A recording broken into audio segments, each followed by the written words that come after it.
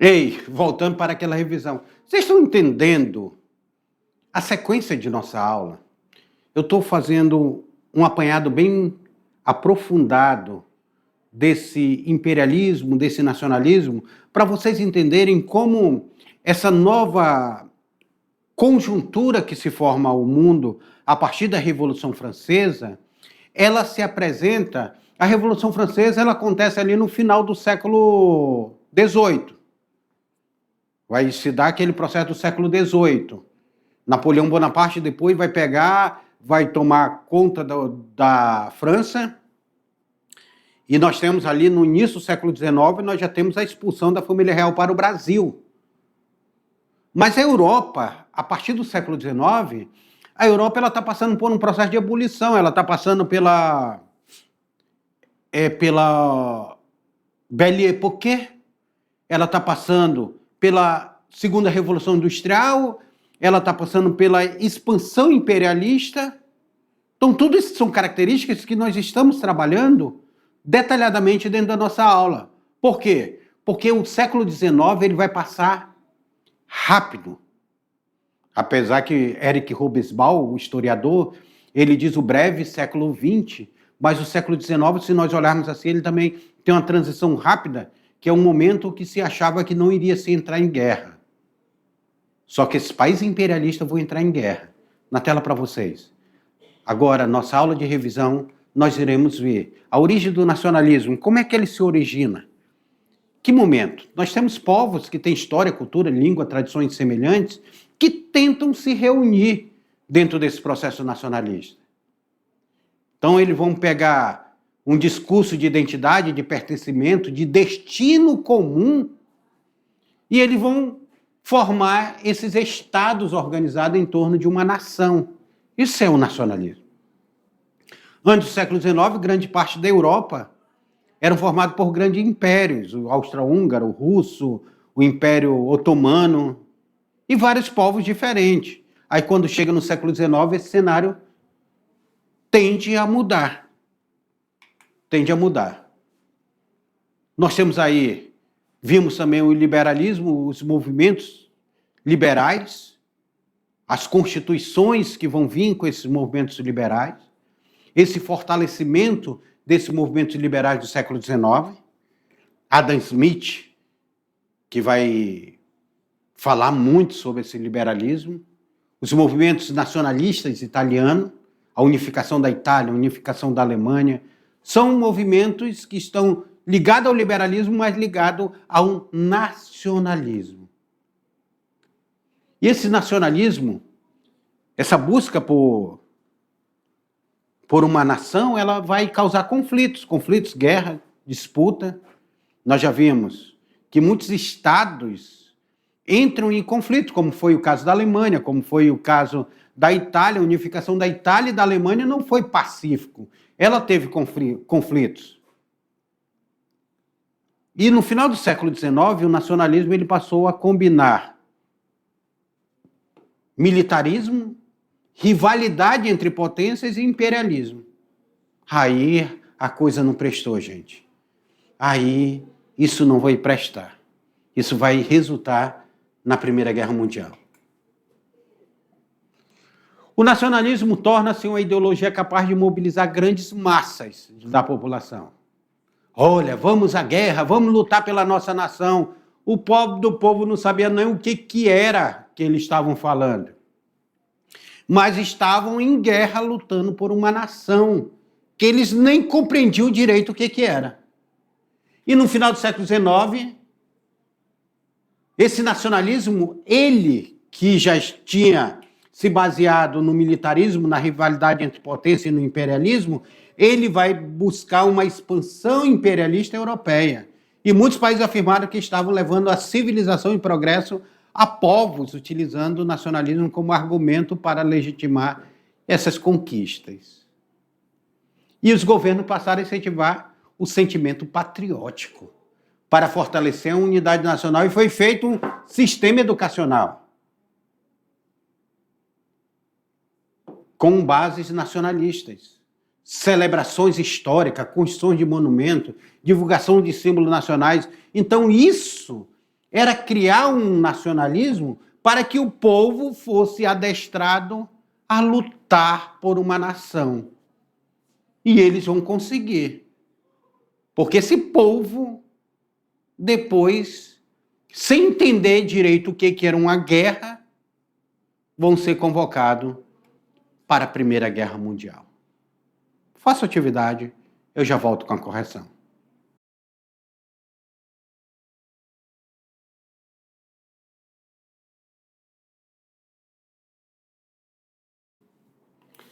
E aí, atividade? Estava fácil, estava tranquila?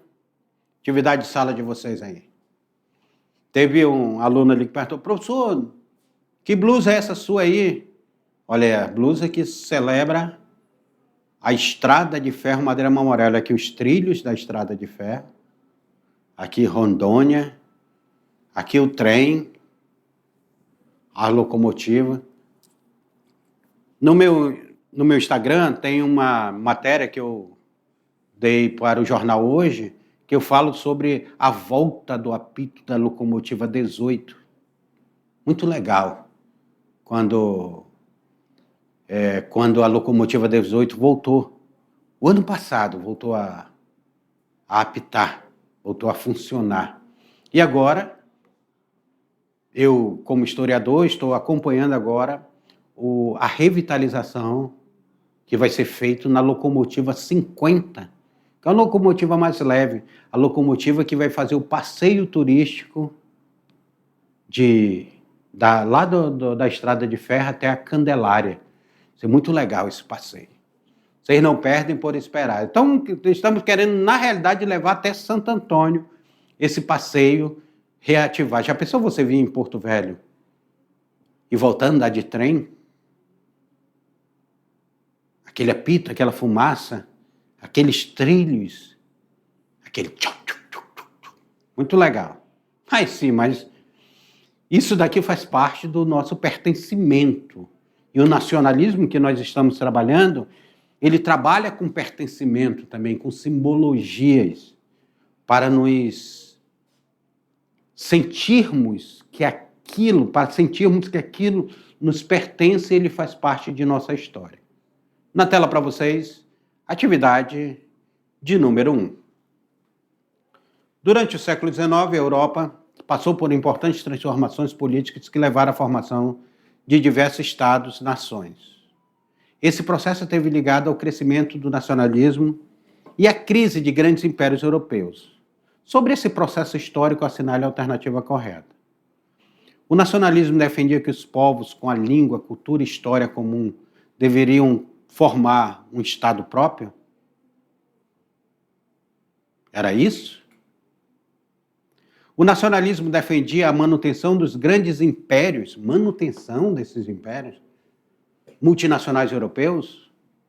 O nacionalismo surgiu apenas após a Primeira Guerra Mundial? O nacionalismo era contrário à ideia de soberania popular? O nacionalismo defendia a união política de toda a Europa em um único Estado? Eita, não vi isso não. E aí? Qual a resposta correta dessa daí? Letra A, B, C ou D. O que era esse nacionalismo do século XIX? O que ele defendia? O nacionalismo dizia, olha, se você tem a mesma língua que eu, você tem a mesma cultura, vamos formar uma nação? Vocês já perceberam que o Brasil ele faz fronteira com a Bolívia, mas ele nunca quis pegar a Bolívia para se tornar uma nação? Até porque a nossa língua é diferente da Bolívia, o nosso costume é diferente da Bolívia, nosso modo de viver é diferente dos bolivianos. Eles são nossos vizinhos, moram aqui do nosso lado. Professor, você mora na capital. E Porto Velho faz fronteira com a Bolívia? O que vocês acham? Porto Velho faz fronteira com a Bolívia? Faz fronteira. A Ponta do Abunã, Extrema, Nova Califórnia, Vista Alegre, Fortaleza do Abunã, ali no rio Abunã, faz essa divisa entre a Bolívia e Porto Velho, Bolívia e o Brasil, e parte do Rio Madeira também faz essa divisa aí ainda pertencente a Porto Velho. Tá até lá em Nova Mamoré, onde faz a divisa com Nova Mamoré, nós temos o Rio Madeira também que faz divisa com a Bolívia. Mas a resposta correta é a letra na tela para vocês. É a letra A. Nacionalismo defendia os povos como língua, cultura e história comum que deveriam formar um Estado próprio. Segunda, durante o século XIX, o avanço das ideias nacionalistas levou à formação de novos estados na Europa. Esse processo ocorreu principalmente por meio de guerras, alianças políticas e movimentos de unificação. Sobre esse contexto histórico, é correto afirmar que a unificação da Itália ocorreu sem conflitos militares, apenas por meio de negociações diplomáticas. Aí você está querendo descartar a história de Giuseppe Garibaldi, né? E Anita Garibaldi. A unificação alemã ocorreu sob liderança do Império Russo. A unificação alemã foi conduzida principalmente pela Prússia, sob a liderança de Otto von Bismarck. A Itália já era um país unificado desde a Idade Média. O Império Europeu apoiava totalmente nos movimentos nacionalistas. E aí, sobre essa unificação da Itália e da Alemanha? A Alemanha, que é chamado povo ariano, né? Que eram os povos germânicos que ocuparam ali aquela região. A Alemanha, ela vai ter um líder político e militar chamado Otto von Bismarck. E ele é que vai ser a figura central nessa unificação da Alemanha. Na Itália nós temos aí Emanuel II, nós temos o Vítor Emanuel II, nós temos Giuseppe Garibaldi, nós temos Anita Garibaldi, nós temos personagens que vão fazer parte dessa unificação da Itália. E da Alemanha nós temos Otto von Bismarck. Por isso que a resposta correta é a letra na tela para vocês. Resposta correta, letra C. Unificação da Alemanha foi conduzida principalmente pela Prússia, sob liderança de Otto von Bismarck.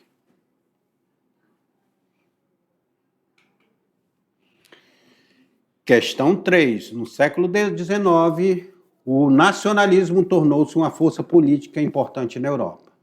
Ele contribuiu para a formação de novos estados e também intensificou disputa entre diferentes povos e territórios. Sob a consequência do nacionalismo neste período, assinale a alternativa correta. O nacionalismo eliminou a rivalidade entre países europeus? O nacionalismo impediu a formação de novos estados na Europa? O nacionalismo provocou o fim imediato do Império Europeu início do século XIX? O nacionalismo fortaleceu a identidade nacional, mas também aumentou as disputas territoriais e rivalidade entre países? O nacionalismo defendia a ausência de fronteiras entre as nações? E aí, qual é a resposta correta? A, B, C, D ou E? Cada nação buscava o seu espaço vital. E essa busca do espaço vital vai fazer com que a Alemanha brigue com a França, ali a Alsácia-Lorena.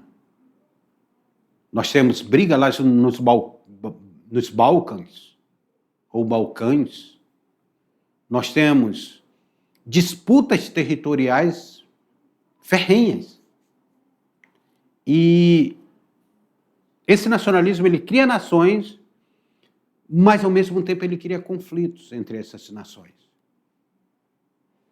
E esses conflitos, eles vão se intensificar no final do século XIX. Quando entra no século XX,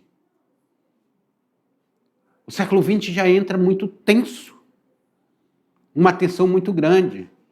Nós temos esses países se juntando em blocos militares e econômicos, chamado Tríplice Aliança e Tríplice Entente.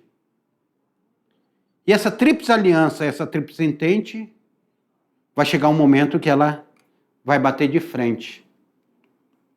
O estopim da Primeira Guerra Mundial vai ser o assassinato do príncipe herdeiro do Império Austro-Húngaro, Francisco Ferdinando. Ele é morto com a sua esposa em praça pública e ali começa a Primeira Guerra Mundial. Na tela para vocês. Resposta correta: o nacionalismo fortaleceu a identidade nacional, mas também aumentou a disputa territorial e rivalidade entre os países.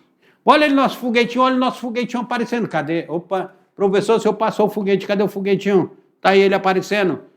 Decolando para o futuro. O historiador Eric Hobsbawm, sou muito fã, tá, do Eric, tem uma coleção dos livros dele. Era da Revolução, Era do Extremo e outros livros dele.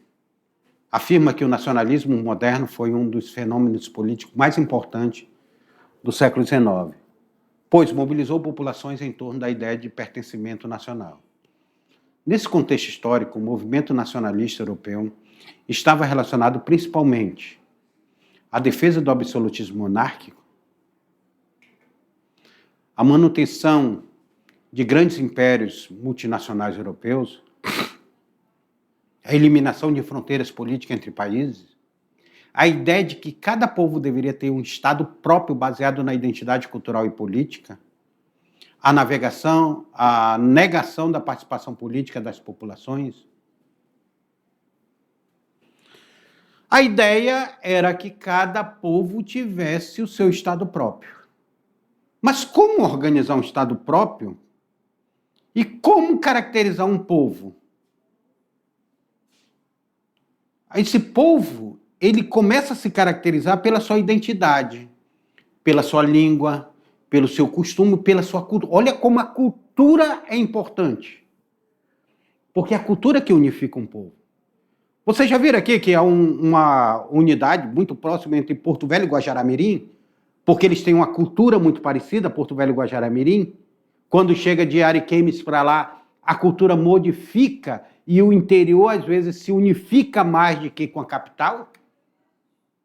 Aqui, dentro do estado de Rondônia, isso acontece. Agora imagina a Europa, que parece uma grande Rondônia. E esse povo começa a se organizar. Por isso que a resposta correta daí é a letra na tela para vocês. Resposta é justamente a letra D. A identidade de que a ideia de que cada povo deveria ter um Estado próprio baseado na identidade cultural e política. Meus queridos, chegamos aqui ao final de mais uma aula.